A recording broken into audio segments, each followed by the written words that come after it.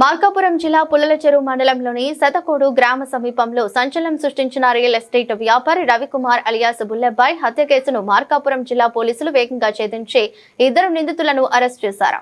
కేసును చాకచక్యంగా దర్యాప్తు చేసి నిందితులను పట్టుకున్న పోలీసు అధికారులను జిల్లా ఎస్పీ వి హర్షవర్ధన్ రాజు అభినందించారు. గుంటూరు జిల్లాకు చెందిన రవికుమార్ 3 సంవత్సరాల క్రితం శతకోడు గ్రామ పరిధిలోని 67 ఎకరాల వ్యవసాయ భూమి విక్రయ వ్యవహారంలో మధ్యవర్తిగా వ్యవహరించారు.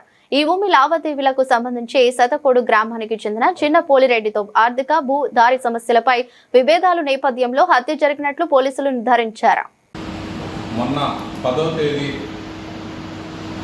తేదీ సాయంత్రం 3 నుంచి 5 గంటల మధ్యలో శతకోడు గ్రామ పొలాల్లో ఒక హత్య జరిగింది. దాని మీద అదే రోజు రాత్రి మృతుడి యొక్క అన్న ఇచ్చిన ఫిర్యాదు మేరకు కేసు నమోదు చేయడం జరిగింది. ఉదయాన్నే నేర స్థలాన్ని పరిశీలించడం అంతా చేసి వాళ్ళకి డెడ్ బాడీని అప్పగించిన తర్వాత ఇన్వెస్టిగేషన్ స్టార్ట్ చేయడం జరిగింది. శతకోడులో ఒక 67 ఎకరాల పొలాన్ని అసైన్మెంట్ ల్యాండ్ని రైతుల వద్ద నుంచి జువ్వా అనిల్ అనే అతను కొనుగోలు చేయడం జరిగింది.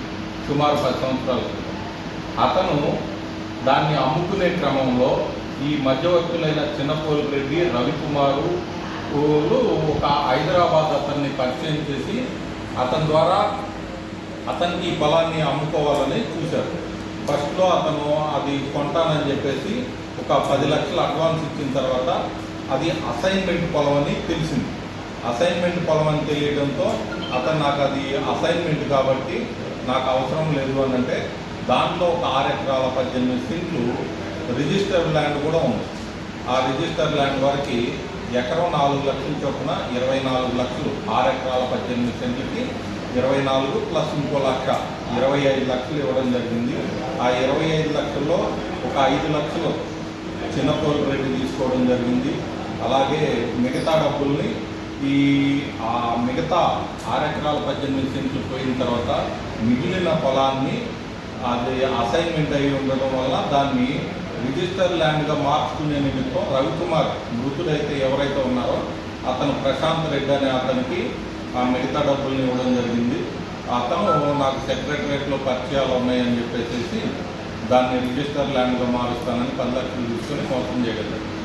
దాని మీద ఈ చిన్నపోలిరెడ్డి 6 ఎకరాల 18 సెంట్లు సైదేశ్వరరావుకు చెందిన వాళ్ళకి రిజిస్టర్ చేశాము, డబ్బులేమో అసలు ఓనర్కి ఇవ్వలేదు కాబట్టి ఆ డబ్బుల్ని నువ్వు వడ్డీతో సహా తెచ్చి వాళ్ళకి ఇస్తే వాళ్ళు రిటర్న్ ల్యాండ్ రిజిస్టర్ చేస్తారు లేదా క్యాన్సిల్ చేసుకుంటారు, మన పొలాలు మనకు వస్తాయి అని చెప్పేసి ఆ రవికుమార్ మీద ఒత్తిడి తేవడం జరిగింది. దీనిలో భాగంగా ఆ రవికుమార్ కూడా నేను డబ్బులు 90 రోజుల్లో కడతానని చెప్పి ఒప్పుకోవడం జరిగింది. దాని మీద డబ్బులు అందక రవికుమార్ కట్టకపోవడం, అలాగే ఆ ల్యాండ్ కొనుగోలు చేసిన వాళ్ళు సైదేశ్వరరావు దగ్గర నుండి మహేష్, శిరీష, ఇంకొకళ్ళు ఈ సైదేశ్వరరావు 6 ఎకరాలు రిజిస్టర్ చేసుకుని వీళ్ళు ఎప్పటికీ డబ్బులు కట్టకపోతుంటే దాని చుట్టూరు ఫెన్సింగ్ వేసుకోవడం జరిగింది. ఇక అందుకని మిగతా 6 ఎకరాల పనులు మిగతా 67 ఎకరాలకి దారి ఉండదని బాధతోటి ఈ చిన్నపోలిరెడ్డి ఈ రవికుమార్ని పిలిపించడం, వాళ్ళతో మాట్లాడడం చెప్పడం ఇవన్నీ జరిగినప్పుడు వాళ్ళు కూడా ఒప్పుకోలేదు. మాకు డబ్బులన్నా ఇవ్వండి, డబ్బులు ఇస్తేనే మేము రిటర్న్ చేస్తామనేసరికి ఈ కోపంతో ఇది ప్రతిసారి ఇలానే జరుగుతుందని పథకం ప్రకారం చిన్నపోలిరెడ్డి రవికుమార్ని పిలిపించడం జరిగింది. పిలిపించినప్పుడు కూడా సేమ్ ఇలానే జరగడంతో గొడ్డలు తీసుకొని రవికుమార్ తల మీద 3-4 దెబ్బలు కొట్టడంతో అతను అక్కడికక్కడే మరణించడం జరిగింది. తర్వాత పక్క పొలంలో ఉన్న కాపలా ఉన్న అతనికి ఆ గొడ్డలి బట్టల నుంచి దాచిపెట్టమన్నారు కాబట్టి అతను కూడా ఆ గొడ్డలి బట్టలను దాచిపెట్టాడు.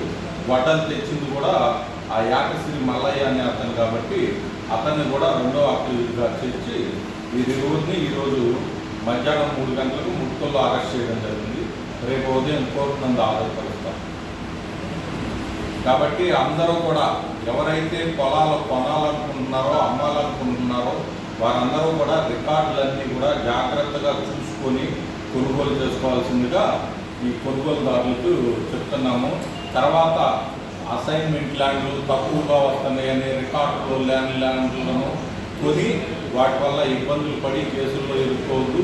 అలాగే గొడవల వల్ల ప్రాణాలు కూడా పోవడానికి అవకాశాలు ఉన్నాయి. కాబట్టి కొనుగోలుదారులంతా కూడా గమనించుకొని కరెక్ట్గా ఉన్న ల్యాండ్ రికార్డులు రెవెన్యూ వాళ్ళతోటి మరియు ఆ ఊళ్ళో ఉన్న గ్రామస్తులతోటి వెరిఫై చేసుకున్నాకే కొనుగోలు చేసుకోవాలని పోలీసు వారి సూచన.